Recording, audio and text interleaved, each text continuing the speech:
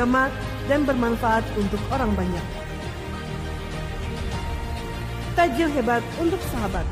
Program Tajil Hebat untuk Sahabat adalah sebuah inisiatif untuk membagikan tajil buka puasa dan sembako kepada saudara-saudara kita yang kurang mampu secara finansial, sebagai bentuk kepedulian dan solidaritas sosial. 1 amalan 4 kebaikan. Program ini dirancang untuk meningkatkan kesadaran dan partisipasi masyarakat dalam berbagi sedekah selama bulan Ramadan. Program ini bertujuan untuk mencakup semua aspek kebaikan, yaitu sedekah buka puasa santri, sedekah sahur santri, iktikaf, dan memuliakan para guru. Kajian online via Zoom.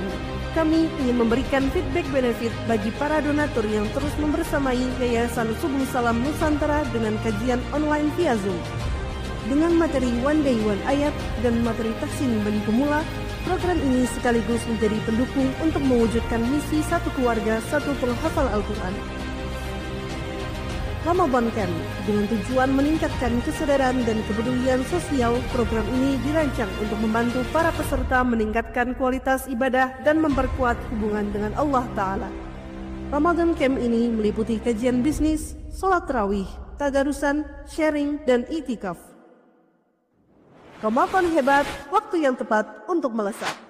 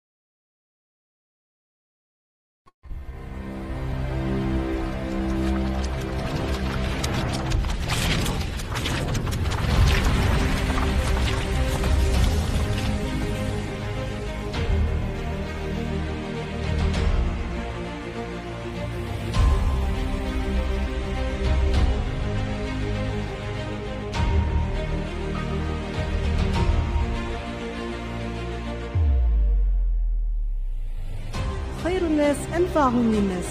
Khairukum man ta'allama al-Qur'an wa 'allamah. Berawal dari hadis ini, pada tahun 2013 kami mendirikan rumah penghafal Quran yang berada di sebuah kota kecil di Provinsi Jawa Tengah. Berlandaskan pada ketaatan yang diajarkan oleh Al-Quran dengan kemantapan tanpa uang di tangan, alhamdulillah membuahkan suatu keajaiban. Bukti bahwa Allah Maha Kaya, bukti bahwa janji Allah itu benar. Kepedulian dan keseriusan untuk mencerdaskan dan mencetak generasi yang tangguh dalam menerapkan Al-Quran sebagai panduan dan pedoman kehidupan bagi generasi mendatang memicu adrenalin kami untuk berkomitmen dengan mendirikan rumah penghafal Al-Quran Zaid bin Sabit di bawah naungan Yayasan Subul Salam Nusantara. Alhamdulillah, Masya Allah, saat ini kami mempunyai 210 santri putra dan putri yang menempati 3 kampus berbeda yang berlokasi di Kota Temanggung. Hanya 30%-nya saja kebutuhan makan dan pendidikan terpenuhi dari infak para wali santri. Sebagian besar santri kami berasal dari yatim piatu ataupun keluarga yang kurang mampu. Kami bertekad untuk menjadikan mereka generasi terbaik dan ahlu Quran.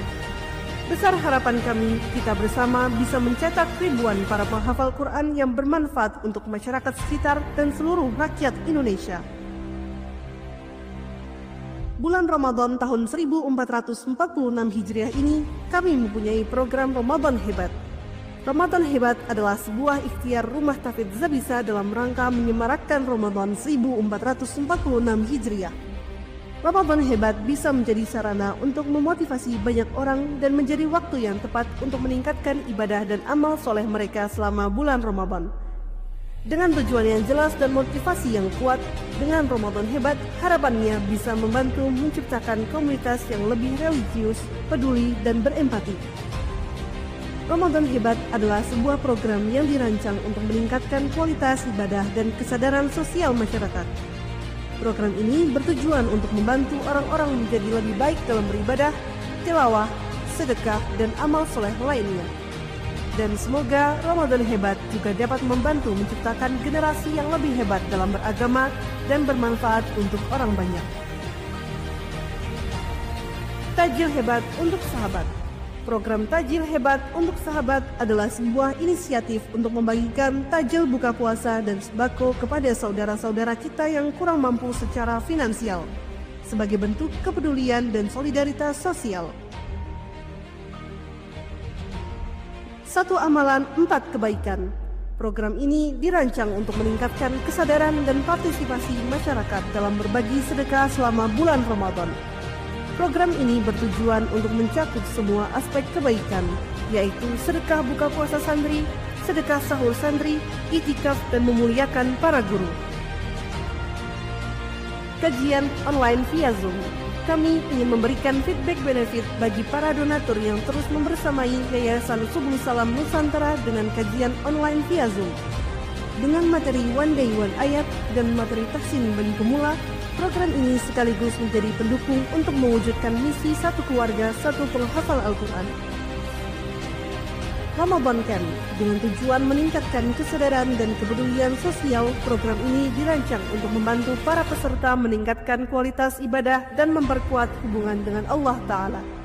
Ramadan Camp ini meliputi kajian bisnis, sholat tarawih, tadarusan, sharing, dan itikaf. Ramadan Hebat, waktu yang tepat untuk melesat.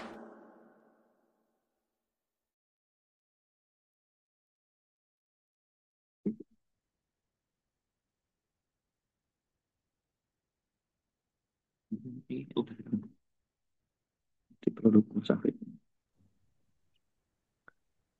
Baik, istilah. Assalamualaikum warahmatullahi wabarakatuh.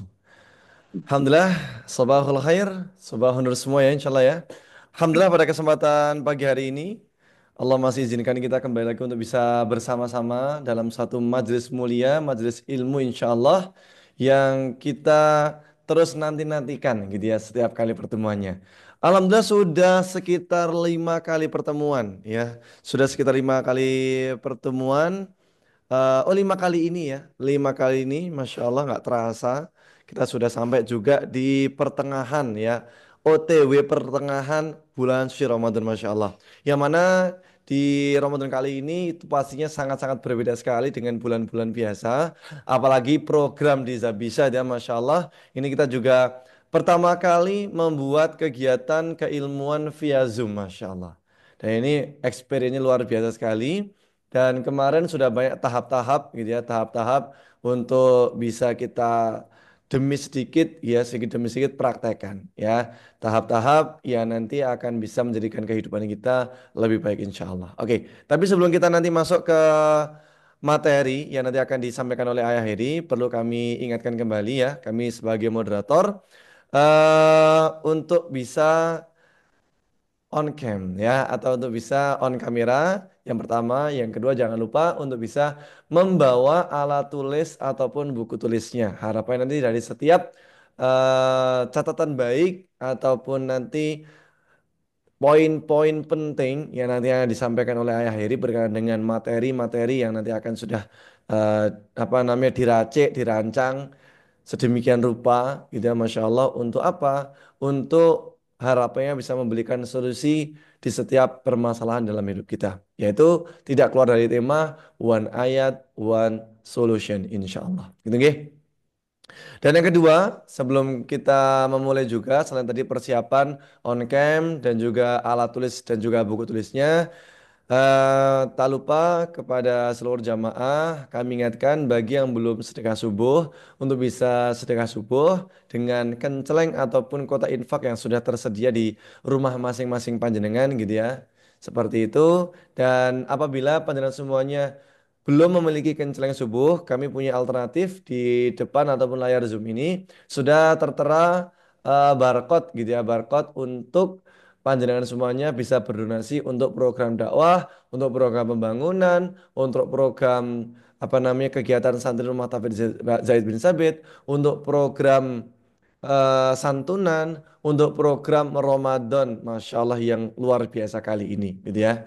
Dari mulai kegiatan santri bangun tidur sampai tidur lagi, kegiatan umat yang ada di sekeliling pondok bahkan yang jauh-jauh, gitu ya, masya Allah. Kita apa namanya selenggarakan. Maka dengan berbagai macam program-program yang sangat banyak itu pastinya butuh support dan juga semangat yang membara dari para donatur semuanya gitu nggih. Dan ini tersedia untuk apa namanya barcode-nya apabila panjenengan belum sedekah subuh atau mau tambah lagi sedekah subuhnya ini ya dirasa kurang misalkan. Tadi pagi sudah sedekah subuh tapi kayaknya kurang deh nih. Tadi baru 5.000 misalkan, aku mau 100.000 hari ini. Nah, di sini ada barcode untuk panjenengan bisa scan, nanti bisa via ShopeePay, Dana, GoPay, atau M-Banking, link aja ataupun OVO. Insya Allah tersedia semuanya. Gitu nggih, seperti itu. Kemarin sudah apa namanya ada beberapa poin yang disampaikan oleh Ayah Heri berkenaan dengan judul tobat ada 3 poin. Sadar kalau kita salah, meminta maaf ketika kita memang mengaku salah gitu ya. Kepada siapa? Kepada Allah Azza wa Jal. Dan yang ketiga adalah berusaha untuk tidak mengulangi lagi dengan apa? Dengan memperbanyak amal soleh. Dan poin yang kedua ataupun judul yang kedua yang terakhir kemarin saya sampaikan adalah ilmu, masya Allah, gitu ya. Kemarin sedikit menyatir dari soal mujadalah ayat yang ke-10 gitu ya. Allah Ta'ala akan meningkatkan ataupun meninggikan derajat orang-orang yang berilmu. Dan poin ilmu ini, masya Allah, luas sekali yang apa namanya kita itu juga harus mengetahui. Karena kalau tidak tahu ilmunya, kita hanya apa namanya semangat di awal tapi tidak continue. Padahal Allah menyukai orang-orang yang continue ataupun orang-orang yang istiqomah gitu ya. Poin terakhir itu disampaikan oleh ayah adalah gambaran untuk kita bisa mempraktekkan pohon ilmu. Apa saja isi dari pohon ilmu itu? Nah, setelah ini akan disampaikan langsung oleh Ayah Heri gitu ya. Siap-siap ya semuanya. Kepada saudara jamaah sudah siap semua belum nih? Dipastikan nanti jangan lupa ya, jangan lupa untuk bisa dicatat setiap poin-poinnya ya. Dari mulai awal kemarin itu jangan sampai hilang dan hari ini jangan sampai terlewat seperti ya poin-poinnya nggih. Ayah Heri, mohon maaf izin bertanya. Ya, Eh, sudah siap? siap. Tapi kita komitmen sebagaimana biasanya Ustaz Safik. Siap Insya ya. Allah kita mulai 2 atau 3 menit ke depan ya. Siap Ayah, baik. Baik, masih ada waktu kurang lebih 2 menit. Tadi sudah terkonfirmasi oleh Ayah Heri. Terima kasih banyak Ayah Heri atas konfirmasinya. Ya kurang lebih ada 2 menit. Moga kepada Bapak Ibu yang mau mengisi waktu-waktunya gitu ya, mau mengisi kekosongan ataupun sambil menunggu jamaah yang lainnya masuk gitu ya, kurang lebih 2 menit lagi. Monggo yang belum apa namanya sedekah subuh bisa sedekah subuh, yang belum zikir pagi bisa zikir pagi ataupun al-maksurat pagi gitu ya. Silakan bisa al-maksurat terlebih dahulu ataupun yang mengisi apa namanya waktu-waktu kosongnya bisa menggunakan kalimat thayyibah gitu ya yang berpahala besar. Semisal subhanallah wa bihamdi subhanallahil azim gitu ya. Silakan bisa berbanyak itu atau yang luar biasa lagi powerful luar biasa dari poin kemarin yang ayah sampaikan adalah istighfar karena kita mengaku kalau kita tuh hamba yang sangat-sangat naif sekali, hamba-hamba yang perlu pertolongan dan juga ampunan dari Allah Ta'ala. Maka kita sudah sepantasnya untuk memperbanyak bacaan istighfar. Kemarin ayah menyampaikan untuk bacaannya kurang lebih adalah astaghfirullahaladzim wa atubu ilaih. Astaghfirullahaladzim wa atubu ilaih. Astaghfirullahaladzim wa atubu ilaih. Silahkan bisa diperbanyak itu ya sambil menunggu jamaah yang datang. Harapannya nanti dosa-dosa kita bisa berguguran. Nanti setelah Ramadan kita bisa menjadi hamba yang fitrah lagi, hamba yang apa namanya bersih lagi seperti halnya bayi yang dilahirkannya, masya Allah. Nyenangi ya. Kalau bayi dilahirkan tuh nggak punya dosa, tapi itu diharapkan banyak orang, gitu ya. Diharapkan banyak orang, nggak cuma itu juga disenangi banyak orang, gitu. Bayi kalau baru lahir tuh wah yang pingin jenguk tuh luar biasa ya toh. Sampai orang tuanya aja kewalahan. Barusan lahir aja udah ada yang antri ngedok pintu ya kan. Nah, Masya Allah. Maka harapannya ketika kita mau berbanyak istighfar di bulan suci Ramadan ini kita bisa bisa menjadi manusia yang fitrah, yang suci kembali, yang bersih lagi dan harapannya nanti bisa dicintai, diharap-harapkan banyak orang. Diharapkan apanya? Ya diharapkan kebaikannya seperti itu. Itu Ge. Kurang lebih masih ada waktu setengah menit ya, setengah menit lagi. Moga kepada seluruh jamaah yang barusan datang ya, ahlan wa sahlan. untuk bisa apa namanya memastikan ya untuk alat tulis ataupun buku tulisnya sudah di hadapan. Sudah di hadapan. Harapan nanti ketika memang ada poin-poin penting langsung tetetek langsung tercatat gitu nggih. Harapannya biar tidak terlupakan karena kita memang hamba yang gampang lupa ya, nisyan banget. Nah, sering lupa, maka caranya kita meningkat ilmu adalah dengan catatan ataupun dengan tulisan seperti itu.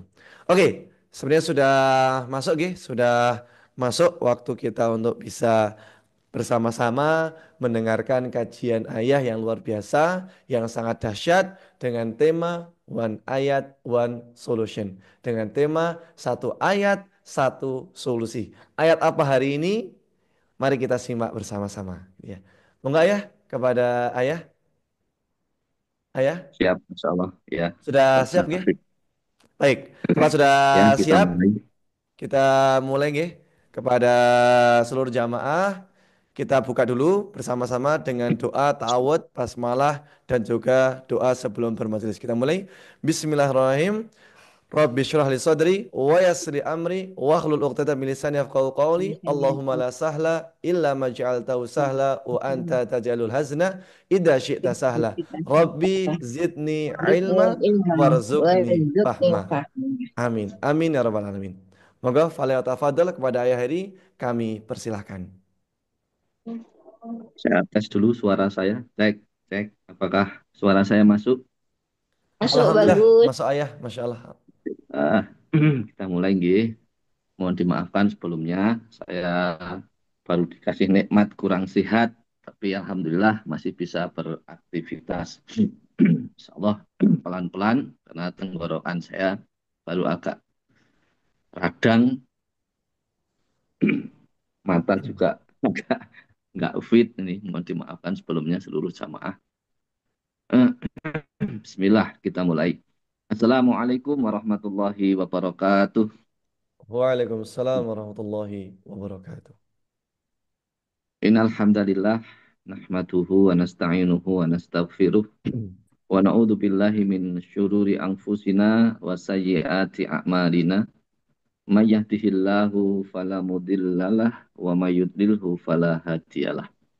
Asyhadu alla ilaha illallah wahdahu la syarikalah wa asyhadu anna Muhammadan abduhu wa rasuluhu la nabiyya wa la rasula ba'dah. Qala Allah tabaraka wa ta'ala, a'udzu billahi minasyaitonir rajim. Ya ayyuhalladzina amanu taqullaha haqqa tuqatih wa la tamutunna illa wa antum muslimun. Wa qala Rasulullah sallallahu alaihi wasallam, ittaqillaha haitsuma kunta wa adbi sayyi'atal hasanata tamhuha wa khaliqin nasa bi khuluqin hasanin. Allahumma la sahla ila ma ja'altahu sahla wa anta taj'alul hasna idza syi'ta sahla. Rabbi zidni ilma warzuqni fahma. Allahumma salli ala nabiyyina Muhammad wa ala alihi wa sahbihi wa barik wa salam.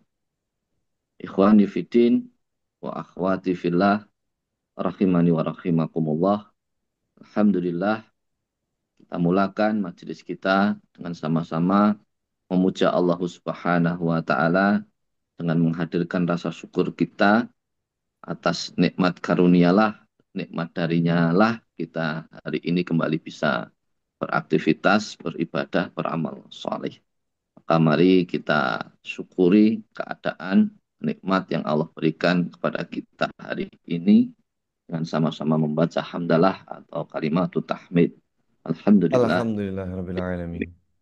Salawat beriring salam semoga Allah limpah curahkan kepada qudwah hasanah kita, tauladan kita bersama Rasulullah Muhammad sallallahu alaihi wa alihi wasallam. Salawat serta salam semoga Allah limpah curahkan pula untuk keluarganya, para sahabatnya hingga kepada seluruh umatnya. Ikhwani fiddin wa akhwati fillah rahimani wa rahimakumullah.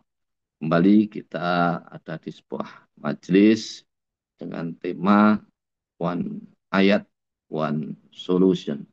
Kita hari ini masih berada di poin ilmu, yaitu formula yang kedua, yaitu ilmu. Maka ini menjadi formula yang sangat menjadi solusi kehidupan, ya, awal dari segalanya. Karena orang yang membutuhkan kesuksesan dan keberhasilan di dunia butuh ilmu. Orang yang mengharapkan kesuksesan, keberhasilan di akhirat butuh ilmu. Dan orang yang menginginkan kesuksesan pada keduanya, maka juga tidak bisa lepas dari ilmu. Maka ilmu ini menjadi awal, ya, formula dari segala hal yang akan menjadi kebutuhan kita untuk menggapai solusi-solusi kehidupan kita. Ilmulah yang menjadikan seseorang mendapatkan solusi dari problematika apa yang dihadapi dalam kehidupan di dunianya. Nah, kita akan melanjutkan materi kita di penjelasan kalimah thayyibah atau apa namanya, pohon ilmu, ya.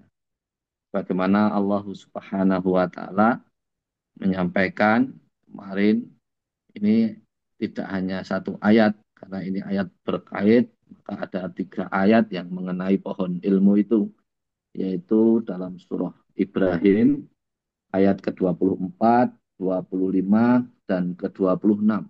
Jadi jamaah semuanya nanti kalau mencari hujah atau ayat yang melatar belakangi pohon ilmu ini, Allah sampaikan di dalam surah Ibrahim ayat ke-24, ke-25, dan ke-26.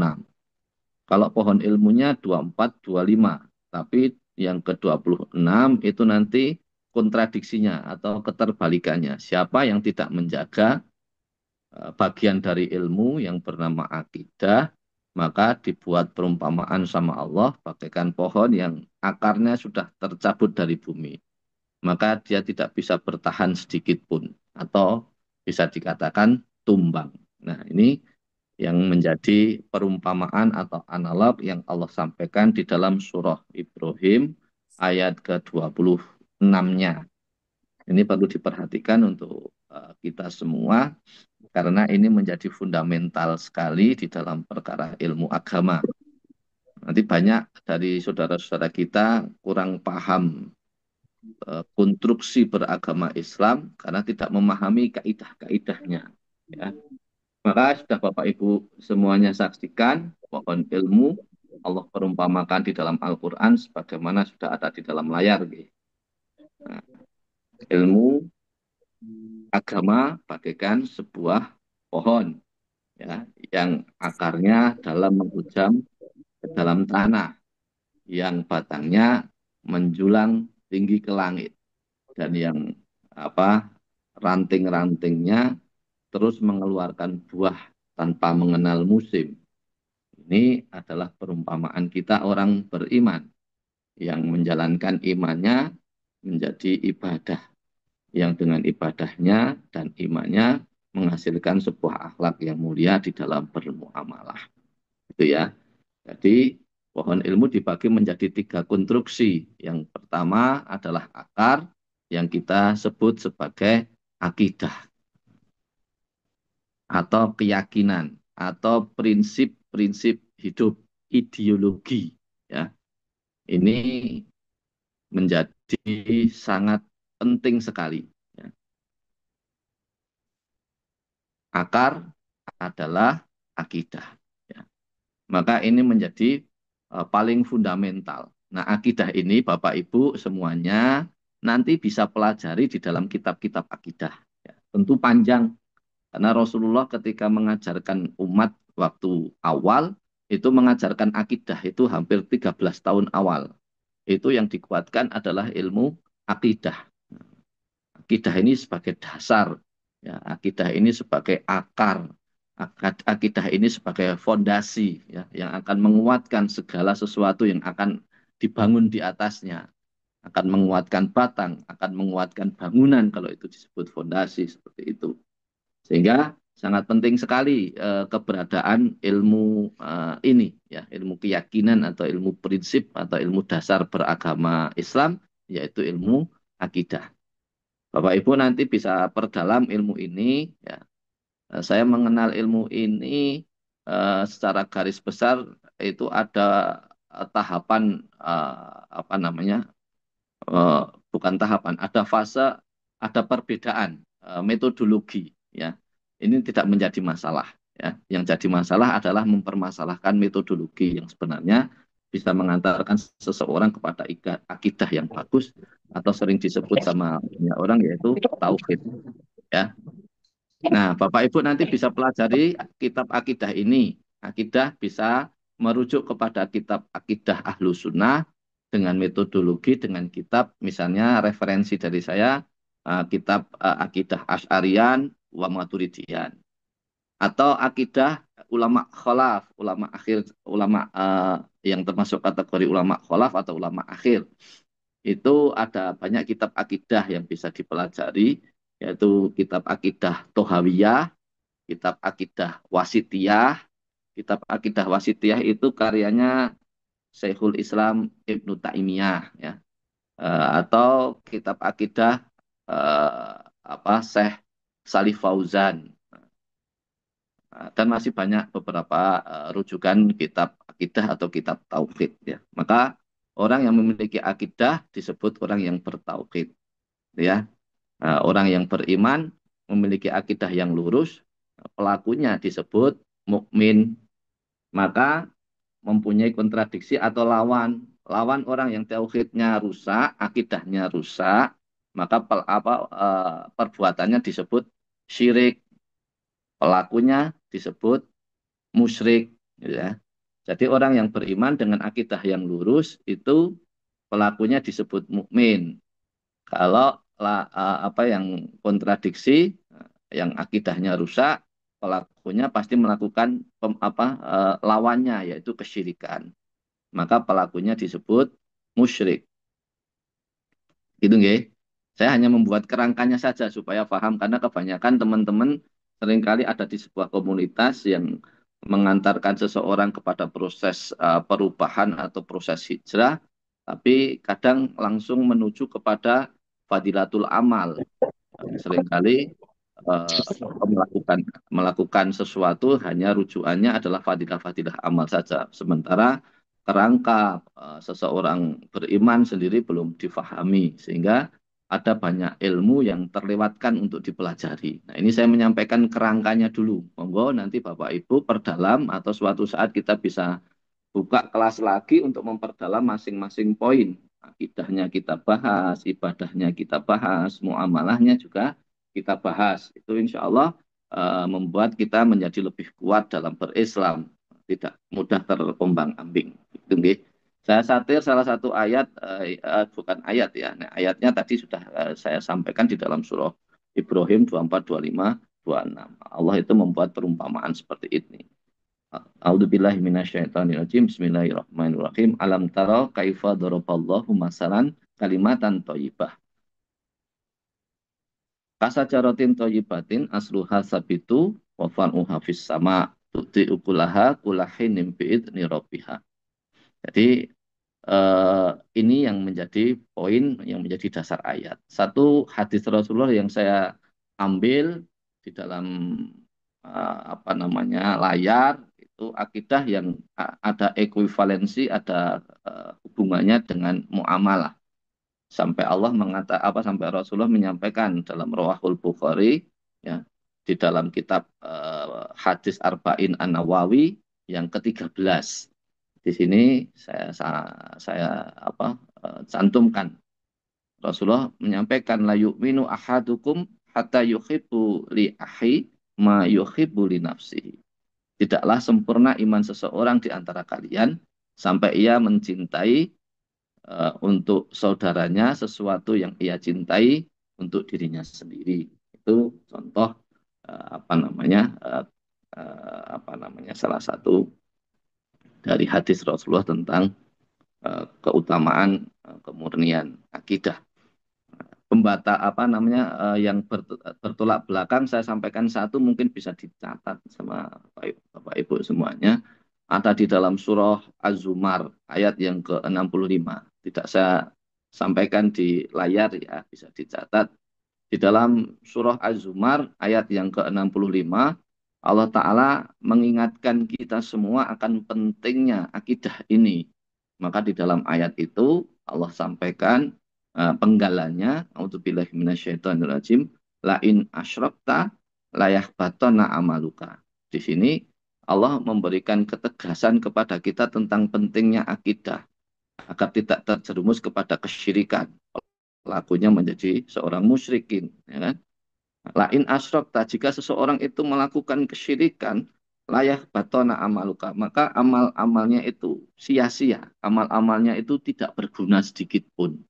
Nah ini kenapa kita penting menjaga akidah, karena seseorang yang akidahnya rusak, sadar atau tidak sadar dia menjadi pelaku kesyirikan, maka layak batona amaluka, maka amal-amalnya itu menjadi sia-sia. Ini yang harus kita perhatikan. Itu nggih, Bapak Ibu sekalian rahimani wa rahimakumullah. Nah, selanjutnya ketika kita sudah memiliki keyakinan, keimanan, kita harus mewujudkan di dalam bentuk amaliyah yaumiyah, amalan sehari-hari, yaitu bentuknya ibadah. Ibadah-ibadah yang wajib, ibadah-ibadah yang sunnah. Prinsip seseorang dalam menjalankan ibadah terus sebagaimana di mana Rasulullah mengajarkan kepada kita semua, sempurnakan terus yang wajib dan tambah terus dengan yang sunnah. Sementara kaidah perintah ibadah sendiri bahwa setiap ibadah itu hakikatnya pada dasarnya haram sampai ada hujah, sampai ada perintah yang mendasarinya. Bertolak belakang dengan muamalah.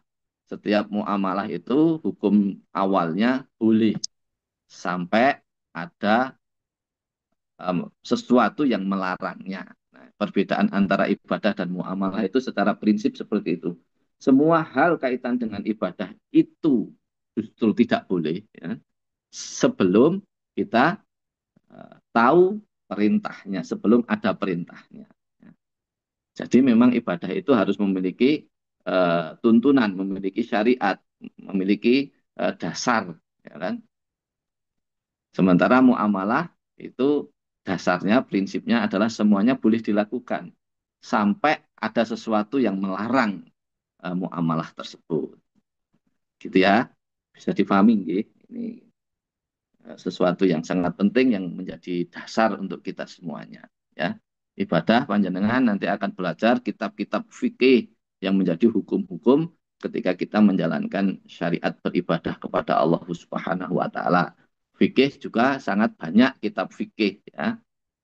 Kalau di Yayasan Subul Salam Nusantara SDM-nya dulu kita menghatamkan kitab fikih Minhajul Muslim.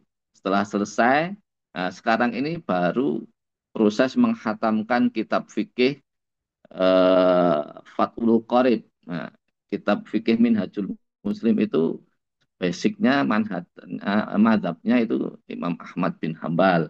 Kalau kitab fikih Fathul Qorib ini rujukannya kepada madhab Imam Syafi'i seperti itu. Kenapa kita belajar fikih dari banyak imam madhab? Karena ada perbedaan-perbedaan yang signifikan di dalam hukum fikih, di mana ketika kita memahami banyak kaidah fikih, akhirnya kita menjadi semakin bisa menerima perbedaan-perbedaan dalam khilafiyah, dalam kaifiyah khilafiyah, yang mana itu sering terjadi dalam urusan ibadah, sehingga kita tidak kaku, tidak mudah menyalahkan orang lain, seperti itu.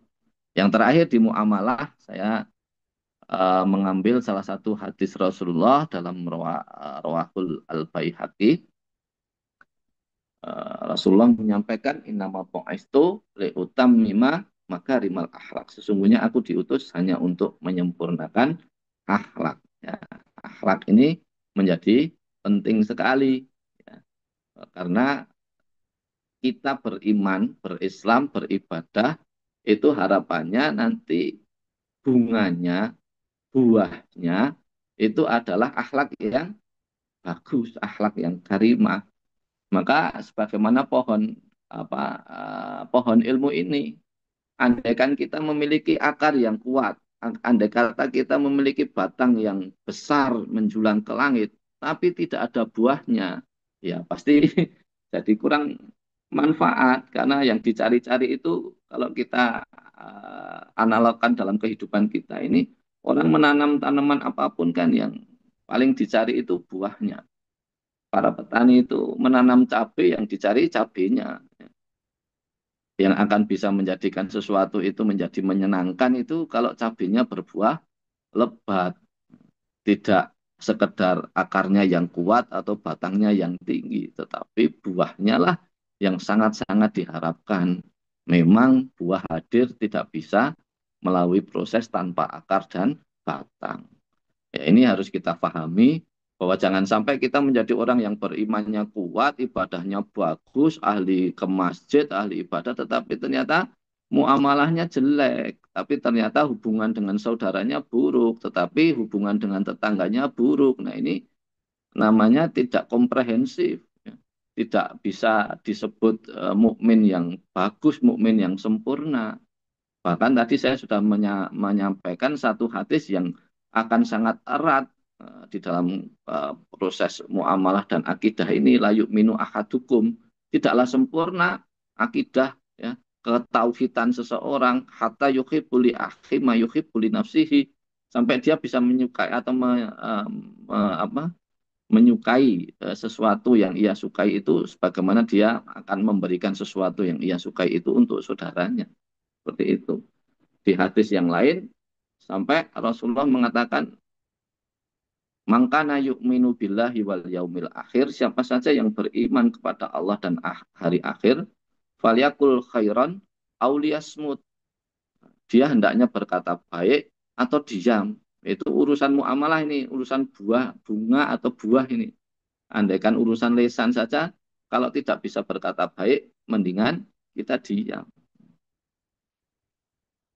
Atau hadis ini dilanjutkan lagi, wa man kana yu'minu billah wal yaumil akhir falyukrim jarahu. Kalau orang beriman kepada Allah dan hari akhir itu harus bisa memuliakan tetangganya.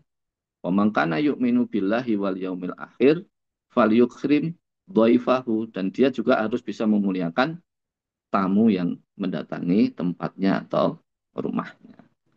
Bapak Ibu sekalian, jamaah rahimani wa rahimakumullah, itu gambaran singkat tentang pohon ilmu, di mana akan kita bagi pohon ilmu yang Allah sampaikan di dalam surah Ibrahim ini menjadi 3 bagian, yaitu bagian ibadah, bagian akidah, bagian ibadah, dan bagian muamalah. Semuanya memiliki peranan yang penting, tidak ada satupun yang bisa disepelekan. Kita harus melakukannya secara holistik, secara menyeluruh. Tidak boleh pilih-pilih. Aku yang penting akidah kuat atau tak akidah kuat. Nggak bisa. Akidah kuat itu harus dibuktikan dengan ibadah yang kuat juga. Aku yang penting akidah kuat, ibadah kuat. Ora mikir piye carane urusane karo tonggo, urusane karo wong tua, urusane karo konco. Nggak bisa. Ya. Tanda akidah kita kuat, ibadah kita kuat, secara hubungan sesama manusia harus ditunjukkan dalam penuh kebaikan, dalam akhlak yang bagus, sama tetangganya bagus, sama saudaranya bagus, sama teman kerjanya bagus, sama orang tuanya bagus, semuanya harus kita jaga agar dalam muamalah yang bagus. Itulah sebenarnya hasil dari akidah dan ibadah yang kuat adalah berbuah kepada muamalah yang baik. Disitulah buah atau bunga yang didapatkan dari keyakinan dan ibadah. Insya Allah saya tidak perlu menunjukkan akidah saya kepada panjenengan semua, kepada Bu Dr. Teti, kepada Mama Kartika. Tapi yang harus saya tunjukkan ketika bermuamalah dengan semua jamaah yang ada misalnya sekarang ini, ya justru akhlak saya ketika bergaul dengan panjenengan semuanya. Saya disebut sebagai seorang guru, tapi akhlaknya bermuamalah buruk sekali. Nah, ini nggak bisa. Ini harus holistik. Nah, begitu nggih. Orang saja tidak suka kalau misalnya berkunjung membawa batang atau akar, yang sering dibawa sebagai buah tangan, kan? Yang dibawa ya buah, yang dibawa ya hasil, bukan asbab hasil. Mungkin itu yang bisa saya sampaikan sebagai kerangka ilmunya. Saya dan panjenengan semuanya bisa memperdalam, dan ini cukup banyak memakan waktu kalau harus kita memperdalam, dan memang kita harus meluangkan waktu kita diajarkan oleh Rasulullah dengan hadis maupun ayat dari Allah bahwa menuntut ilmu itu hukumnya wajib bagi kita semua orang yang Muslim, orang yang Islam. Sehingga sekalipun berat, kita harus berjuang untuk mengalokasikan waktu-waktu kita menuntut ilmu. Itu saja materi yang bisa saya sampaikan. Nanti masuk kepada sesi tanya jawab. Mohon maaf, memang harus agak panjang kalau kita menjelaskan pohon ilmu ini, tidak bisa singkat, dan yang agak panjang ini pun mungkin belum tentu bisa mewakili semua yang diharapkan karena waktu yang terbatas. Saya kembalikan kepada Ustadz Syafiq manakala ada dari jamaah yang mau bertanya. Dipersilahkan Ustadz Syafiq. Alhamdulillah, Masya Allah, jazakumullah khairan katsiran ayah atas sampaian materinya luar biasa ya. Ini masih di formula yang kedua, yaitu materi tentang ilmu. Yang kemarin dah kita bahas berkenaan dengan derajat-derajat, tingkatan-tingkatan orang yang berilmu. Sekarang kita masuk ke poin adalah dengan gambaran analog sebagai bentuknya adalah pohon ilmu ini, gitu ya. Tadi ayah membagi tiga.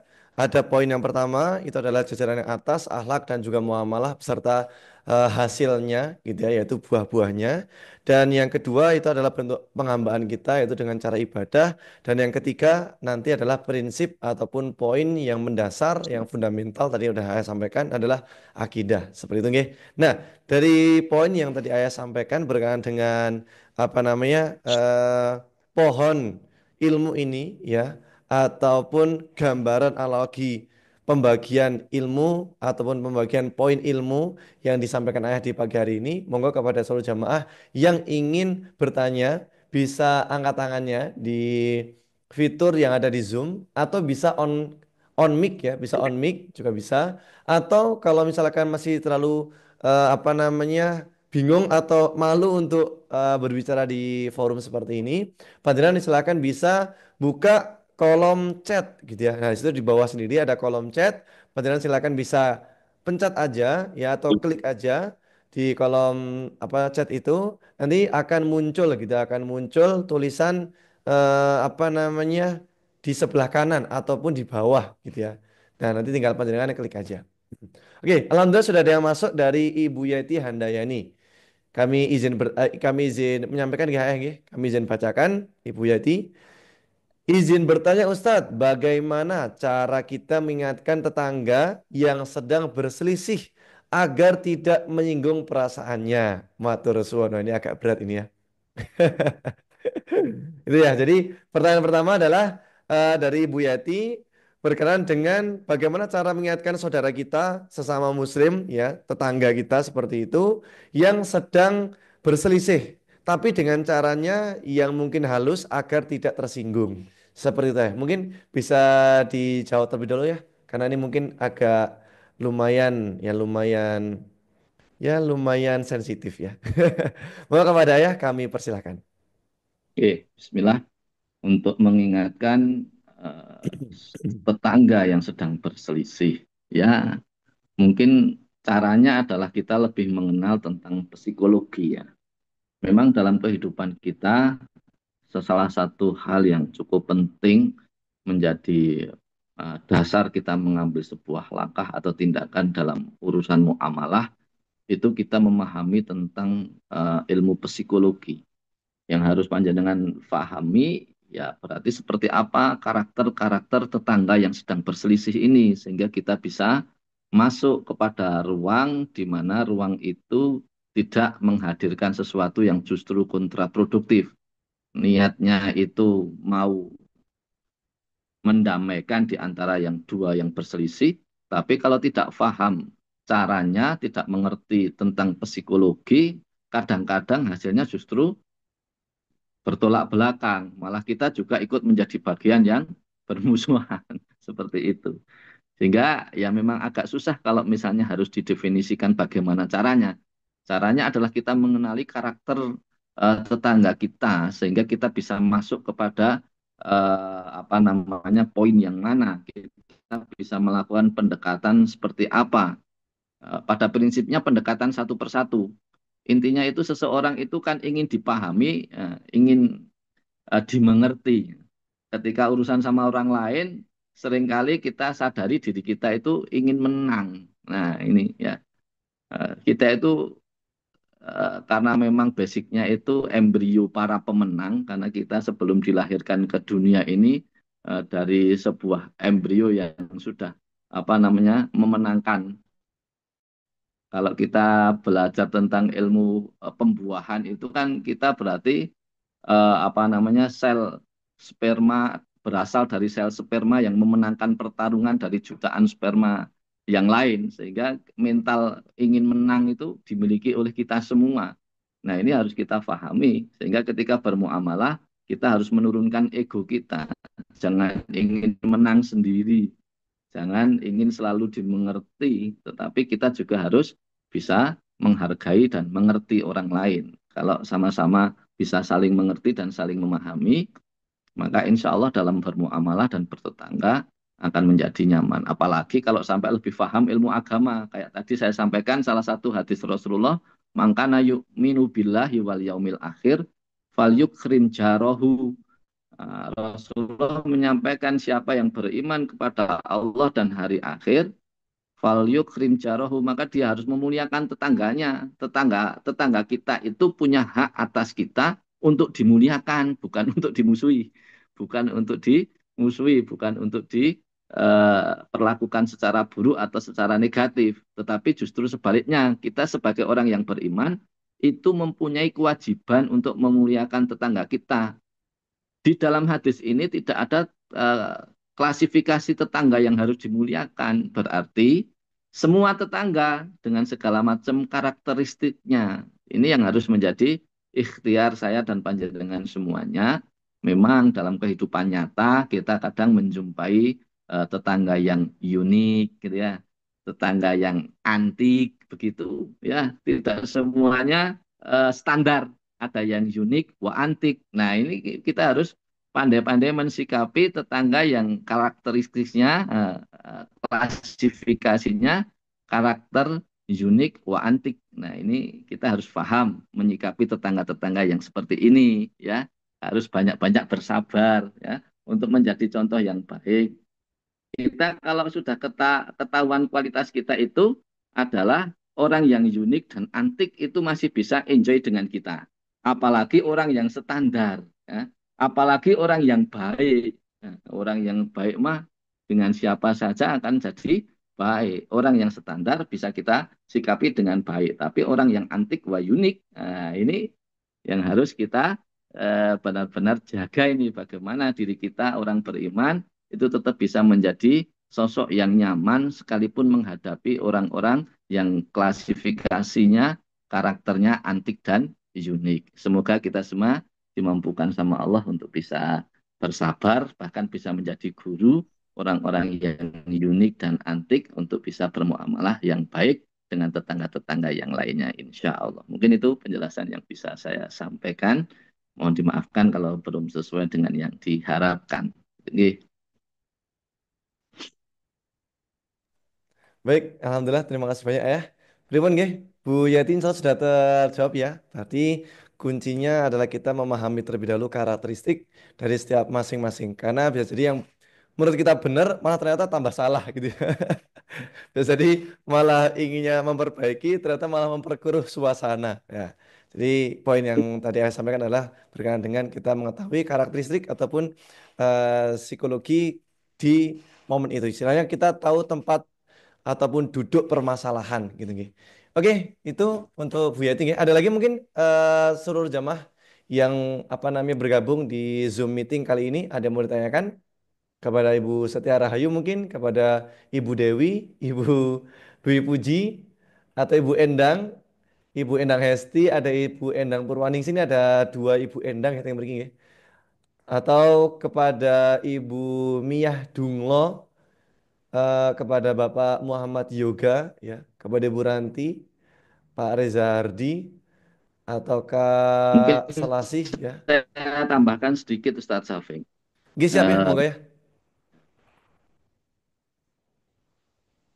Ya, mudahnya kita untuk bermuamalah, bertetangga. Ya, kita kalau sudah kita tahu bahwa qudwah atau teladan untuk kita semua itu adalah Rasulullah, ya maka bagaimana kita berjuang kepada kiblat kita, yaitu teladan kita Rasulullah dalam bermuamalah. Seperti itu.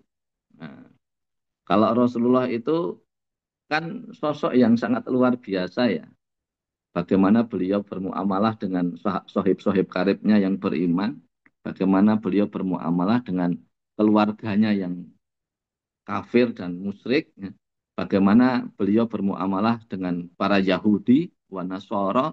Nah, itu semua kan sudah dicontohkan sama Rasulullah. Sehingga kita tinggal berjuang untuk mengikuti atau meneladaninya. Di mana Allah sendiri sudah menjamin. Nah, Rasulullah lah, di dalam diri Rasulullah lah terdapat suri teladan yang baik. Allah menyampaikan laqad kana fi Rasulillahi uswatun hasanah. Dalam diri Rasulullah itu terdapat contoh yang hasanah atau contoh yang baik. Nah, tinggal kita berjuang. Memang kita bukan bahkan nggak mungkin akan bisa sama dengan Rasulullah, tetapi kita berjuang untuk ke arah yang dicontohkan oleh Rasulullah, ya, dengan orang-orang antik dan unik tadi. Karena dalam kehidupan itu bunganya seperti itu. Kita dihadirkan dengan manusia-manusia ciptaan Allah yang berbeda karakter dengan kita, bertolak belakang dengan karakter kita, berbeda keyakinan dengan kita, dan seterusnya masih banyak lagi perbedaan-perbedaan yang kita jumpai di dalam kehidupan kita ini. Sehingga inilah yang menjadi ujian dari Allah untuk kita selesaikan. Bagaimana kita menjadi sosok sebagaimana Rasulullah, bisa ajur ajar, bisa cair dengan semua karakter manusia. Memang tidak mudah karena ini ujian kehidupan. Hadiahnya surga. Kalau yang mudah kita kemarin sudah menyampaikan, yang mudah ya hadiahnya payung atau gelas atau piring, ya itu mudah. Karena kita diuji oleh Allah dengan hadiahnya surga dan punishment atau hukumannya neraka, ini harus serius kita sikapi. Memang tidak mudah ya. Mensikapi tetangga yang unik, ya, mensikapi keluarga, anggota keluarga kita yang antik itu ya tidak mudah. Dan itu insya Allah sudah ada contohnya semua dari Rasulullah. Bagaimana menyikapi semua hal yang akan diujikan kepada setiap hamba yang hidup setelah Rasulullah. Insya Allah selama kita mengikuti teladan, kita bisa berbaik sikap dengan karakteristik yang seperti apapun. Begitu Ustaz Syafiq. Itu ya jamaah semuanya. Mungkin penjelasan dari saya sebagai tambahan dalam bermuamalah. Oke, alhamdulillah jazakumullah khairan katsiran ya. Masya Allah nggih. Berarti ternyata memang ilmu itu sangat luas sekali, Masya Allah. Ya ini aja sebenarnya ini ada khusus nih ya. Mama psikologi itu aja ada SKS-nya ya. Kuliah itu ada SKS-nya. Gitu ya. Baik, lanjut Bapak Ibu semuanya. Ada lagi mau ditanyakan? Monggo silakan mumpung masih ada waktu nih ya. Satu saja tapi ya, satu pertanyaan saja. Terakhir, satu pertanyaan saja. Ibu Silvi Ramawati masuk. Afan Ustadz izin bertanya. Nggih, monggo Ibu bertanya. Sakit. Assalamualaikum Ustaz. Waalaikumsalam warahmatullahi wabarakatuh. Mau bertanya ini. Jih, Eh, monggo Ibu. ini yang baru-baru ini terjadi itu kan banyak teman-teman saya yang menilai kalau sebelumnya ini saya dulu belajar banyak dari Ya Bisa. Saat kajian Ustadz Umar itu kan juga pernah formula-formula ini disampaikan, gitu. Jadi setiap satu formula itu saya amalkan, setiap satu formula dari kajian Ustadz Umar itu dulu saya amalkan, hingga akhirnya saya bisa apa ya kayak ya udah kalau masalah itu dihadapinya seperti ini seperti ini. Nah teman-teman saya itu melihatnya kayak eh Bu jenengan itu kok tenang banget dalam hidup itu kayak nggak ada masalah gitu. Nah terus teman-teman itu sering ke sini dan curhat. Terus mereka tanya gimana caranya bisa setenang itu. Tapi saya juga bingung Ustaz, caranya gimana itu saya juga bingung gitu loh Ustaz. Memulainya untuk menyampaikan ke mereka dengan mereka datang dengan berbagai masalah, terus saya harus memulai memasukkan apa ilmunya yang pernah saya dapatkan itu dari akidahnya dulu atau langsung oh caranya misal kayak sholat tobat ini itu atau seperti apa Ustadz gitu Ustadz. Terima kasih Ya, sebelum. nggih. Alhamdulillah Bu Silvi. Pertanyaan yang jawabannya agak panjang ini ya. Kalau ternyata seperti itu, alhamdulillah. Tapi yang sudah saya eh, dengar, Bu Silvi itu mendapatkan ketenangan hidup, kondisinya seperti apapun, sehingga membuat teman-temannya penasaran kayak gitu. Kok jenengan iso setenang itu, ya, misalnya gitu. Nah, maka Rasulullah dulu kan sudah menyampaikan kepada kita semua, ajaib kondisi seorang yang beriman itu. Ketika ia diuji dengan lebih, maka dia bersyukur dan syukur itu baik untuknya. Dan ketika ia diuji dengan kurang, maka dia bersabar. Dan sabar itu adalah baik untuknya. Sabar itu bisa menggugurkan dosa-dosanya. Maka ketika orang bersyukur, akhirnya dikasih nikmat dengan bersyukur, maka dia memuji Allah dan itu adalah pahala baginya. Seseorang ketika sabar, ya, diuji dengan kurang kok sabar, maka sabar-sabar itu menggugurkan dosanya. Maka sebenarnya memang seperti itu kehidupan kita di dunia. Nah, sebagai fundamentalnya adalah Allah Ta'ala menyampaikan kepada kita apa yang menjadikan seseorang itu tenang hatinya menghadapi ujian di dalam kehidupan. Maka Allah sampaikan di dalam surah Ar-Ra'du kalau saya ingat. Ar-Ra'du ayat yang ke-28 kalau nggak salah. A'udzubillahi minasyaitonirrajim. Alladzina amanu tatmainu qulubuhum bidzikrillah. Hati orang-orang itu akan menjadi hati-hati orang beriman itu akan menjadi tenang, bahkan akan menjadi tentram dan bahagia, ya. Bidzikrillah, dengan banyak mengingat Allah. Ala bidzikrillah tatmainul qulub. Dengan ingat kepada Allah itu, Allah akan membuat ketenangan hadir dalam hatinya, dalam kulubnya, dalam hatinya. Nah, ini adalah poinnya Bu Silvi. Seseorang itu tenang karena dia sudah membawa hidupnya menuju Allah Subhanahu wa Ta'ala. Dia sudah memiliki Allah di dalam kehidupannya. Maka kekhawatiran yang ia miliki dibawa kepada Allah. Bahagia yang dia miliki dibawa kepada Allah. Maka saat segala sesuatu di dalam kehidupan kita, kita bawa kepada Allah Subhanahu wa Ta'ala, selesai semuanya. Tenang hidup kita, tenang hati kita. Seperti itu. Ya.